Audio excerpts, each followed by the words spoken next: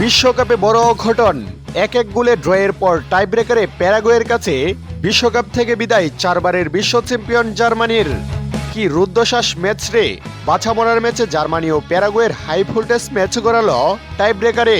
ব্রাজিলের খেলার পরপরই শেষ 32-এর ম্যাচে প্যারাগুয়ের বিপক্ষে আজ মাঠে নেমেছিল জার্মানি। এদিন 1-0 গোলে পিছিয়ে থেকে প্রথমার্ধ শেষ করে জার্মানরা। তবে বিরতির পরে সমতায় ফেরে চারবারের বিশ্ব চ্যাম্পিয়নরা। শেষ পর্যন্ত 1-1 সমতায় শেষ হয় নির্ধারিত সময়ের খেলা।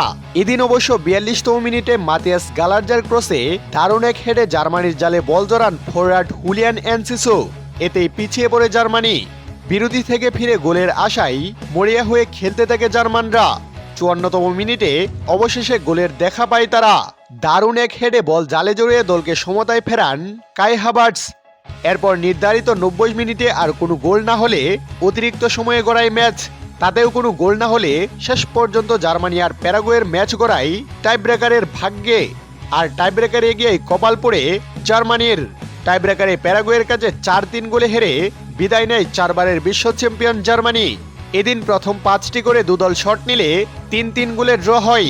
এরপর আরও একটি করে শট বাড়ানো হয়। জার্মানির হয়ে সেই শট নিতে আসেন যে তাহ, তবে তিনি বলটিকে গোলবারের উপর দিয়ে মেরে দেন। এরপর প্যারাগুয়ের হয়ে শট নিতে আসেন যে কেনালে। তার শটে গোল হলে বিশ্বকাপ থেকে বিদায় ঘণ্টা বেজে যায় চারবারের বিশ্ব চ্যাম্পিয়ন জার্মানির।